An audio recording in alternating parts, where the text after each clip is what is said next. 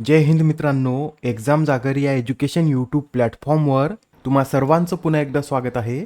मित्रांनो, या आधीच्या सत्रामध्ये तुमच्यासाठीचा प्रश्न होता, राष्ट्रीय सुरक्षा गार्डचे महासंचालक म्हणून कोणाची नियुक्ती करण्यात आली? या प्रश्नाचं योग्य उत्तर आहे पर्याय क्रमांक 1 म्हणजेच नलिन प्रभात यांची राष्ट्रीय सुरक्षा गार्डचे महासंचालक म्हणून नियुक्ती करण्यात आलेली आहे. बरं, ते या पदावर कधीपर्यंत कार्य करतील? तर 31 ऑगस्ट 2028 पर्यंत ते या पदावर कार्य करतील. यासच IB मध्ये विशेष संचालक म्हणून सपना तिवारी यांची नियुक्ती करण्यात आली आहे. आजच्या सत्राचा पहिला प्रश्न पहा. अलीगढ मुस्लिम विद्यापीठाच्या पहिल्या महिला कुलगुरू कोण बनल्या आहेत? तर आता अलीगढ मुस्लिम विद्यापीठाच्या पहिल्या महिला कुलगुरू या प्रोफेसर नईमा खातून बनलेल्या आहेत. अलीगढ मुस्लिम विद्यापीठाच्या 104 वर्षाच्या इतिहासात प्रथमच एका महिलेची या विद्यापीठाच्या कुलगुरू म्हणून नियुक्ती करण्यात आलेली आहे. प्रोफेसर नईमा खातून यांनी 22 एप्रिल रोजी या विद्यापीठाच्या कुलगुरू पदाचा कार्यभार स्वीकारलेला आहे. त्यांच्या आधी या विद्यापीठाचे कार्यकारी कुलगुरू हे त्यांचेच पती मोहम्मद गुलरेज हे होते. नईमा खातून यांच्याविषयी हे सुद्धा नोट करून घ्या. प्रोफेसर नईमा खातून यांची ऑगस्ट 1988 मध्ये अलीगढ मुस्लिम विद्यापीठाच्या मानसशास्त्र विभागात व्याख्याता म्हणून नियुक्ती करण्यात आली होती.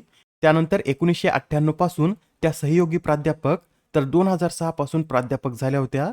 यानंतर 2014 मध्ये त्या महिला महाविद्यालयाच्या प्राचार्या बनल्या होत्या व त्यांनी आफ्रिकेतील नॅशनल युनिव्हर्सिटी ऑफ रवांडा येथे अध्यापनाचं देखील कार्य केलेलं आहे. बरं, हे जे अलीगढ मुस्लिम विद्यापीठ आहे याची स्थापना कधी करण्यात आली होती?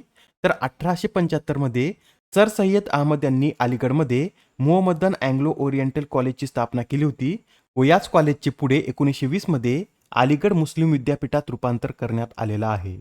ठीक आहे, एवढे सर्व पॉईंट नोट करून घ्या. आणि यासच हे सुद्धा लक्षात ठेवा, ब्रिटनच्या भारतातील पहिल्या महिला उच्चायुक्त या लिंडी कॅमेरून बनल्या आहेत. ऑलिम्पिकमध्ये ज्युरी सदस्य बनणारी पहिली भारतीय महिला ही बिल्किस मीर ठरली आहे. डेमोक्रॅटिक रिपब्लिक ऑफ काँगोच्या पहिल्या महिला पंतप्रधान जुडिथ सुमिता तुलुका, BSFच्या पहिल्या महिला स्नायपर सुमन कुमारी, पाकिस्तानमधील पहिली महिला मुख्यमंत्री मरियम नवाज, पीच क्युरेटर बनणाऱ्या भारताच्या पहिल्या महिला जसिंता कल्याण, उत्तराखंड उच्च न्यायालयाच्या पहिल्या महिला मुख्य न्यायाधीश रितू बहारी, महाराष्ट्राच्या पहिल्या महिला पोलीस महासंचालक रश्मी शुक्ला, 100 अब्ज डॉलरची संपत्ती असलेली जगातील पहिली महिला फ्रँकोइस मेस, नासाचे मार्स रोव्हर चालवणारी पहिली भारतीय महिला अक्षता कृष्णमूर्ती, तर भारतीय नौदलाच्या युद्धनौकेचे नेतृत्व करणाऱ्या पहिल्या महिला या कमांडर पी देवस्थळी ठरल्या आहेत. प्रश्न क्रमांक दुसरा पहा. कोणत्या राज्याने 2023-24 या आर्थिक वर्षात इलेक्ट्रॉनिक्स वस्तूच्या निर्यातीत प्रथम स्थान पटकावलं आहे? तर 2023-24 या आर्थिक वर्षात तामिळनाडू या राज्याने सर्वाधिक इलेक्ट्रॉनिक्स वस्तू निर्यात केलेल्या आहेत. भारतामधून एकूण ज्या इलेक्ट्रॉनिक्स वस्तू निर्यात झाल्या आहेत त्यापैकी तामिळनाडू या राज्यातून 33% वस्तू निर्यात झालेल्या आहेत. डॉलरच्या रूपात सांगायचं झालं तर तामिळनाडूने 2023-24 या आर्थिक वर्षात 9.56 अब्ज डॉलरची निर्यात केली आहे. तामिळनाडूनंतर दुसऱ्या क्रमांकावर कोणतं राज्य आहे? तर कर्नाटक हे राज्य आहे. कर्नाटक राज्याने 4.6 अब्ज डॉलरची निर्यात केली आहे.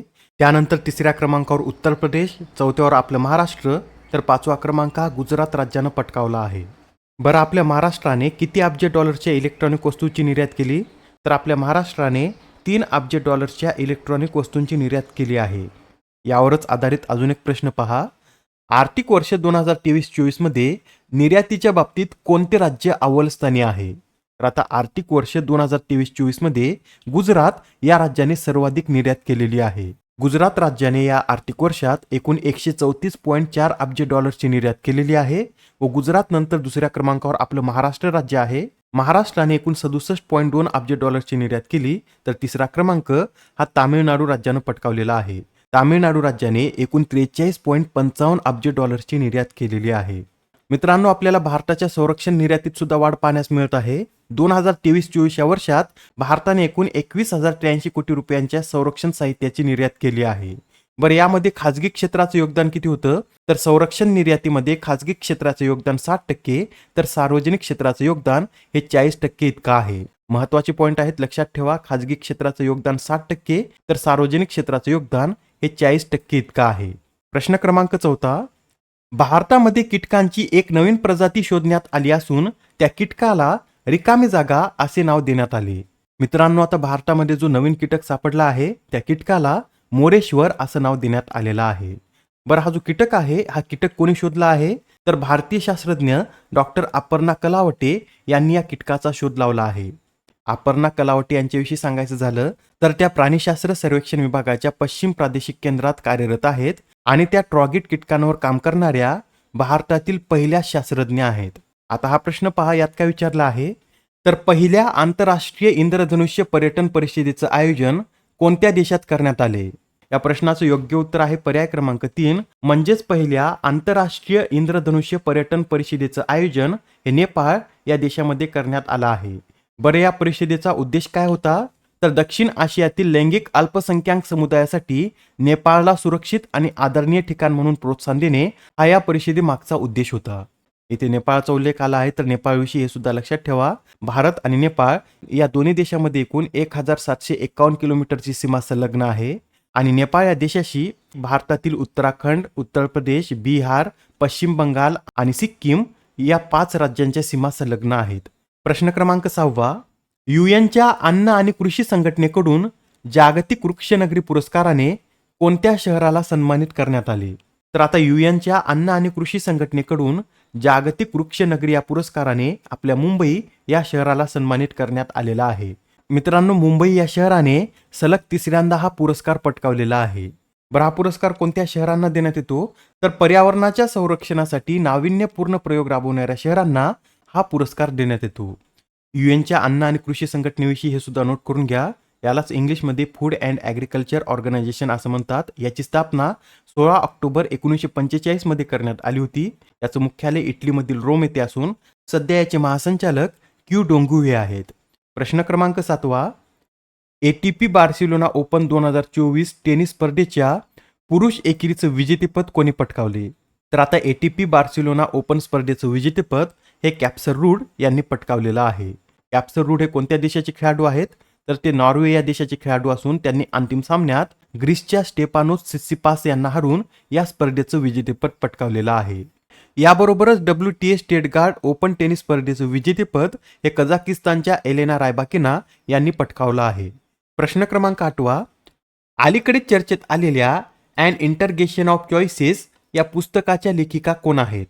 या प्रश्नाचं योग्य उत्तर आहे पर्याय क्रमांक 4, म्हणजे श्रेया भागवत यांनी हे अँड इंटरगेशन ऑफ चॉईसेस पुस्तक लिहिलं आहे. बरं, सध्या हे पुस्तक चर्चेमध्ये का आहे? तर नुकतेच आता मायकेल गिप्किन्स पुरस्कारांच्या नामांकन यादीत या पुस्तकाचा देखील समावेश करण्यात आला, त्यासाठी हे पुस्तक चर्चेमध्ये आलं आहे. बरं, हा जो मायकेल गिप्किन्स पुरस्कार आहे याच्याविषयी सांगायचं झालं तर हा पुरस्कार 2018 पासून अप्रकाशित कथा कादंबऱ्यासाठी देण्यात येतो. नेक्स्ट क्वेश्चन पहा, 34व्या सेंग किहलांग उत्सवाचे आयोजन कोणत्या राज्यात करण्यात आले? तर आता हा जो सेंग किहलांग उत्सव आहे याचं आयोजन मेघालय या राज्यात करण्यात आलेला आहे. आणि हा जो उत्सव आहे हा कोणत्या जमातीद्वारे आयोजित केला जातो?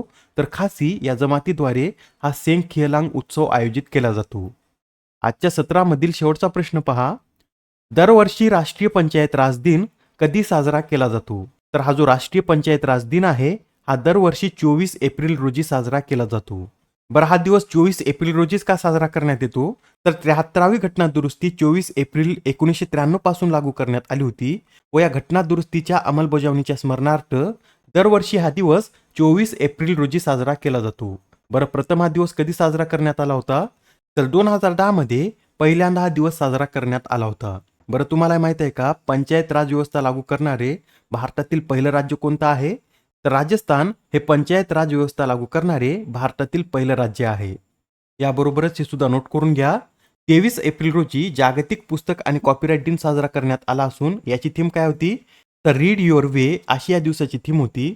आणि मित्रांनो, 23 एप्रिल रोजीच इंग्रजी भाषा दिन सुद्धा साजरा केला जातो व यावेळेसच्या इंग्रजी भाषा दिनाची theme use of technology for multilanguage technique challenges and opportunities अशी होती. आजच्या सत्रामधील तुमच्यासाठीचा प्रश्न पहा, फिडे कॅन्डिडेट्स बुद्धिबळ स्पर्धेचं विजेतेपद कोणी पटकावले आहे?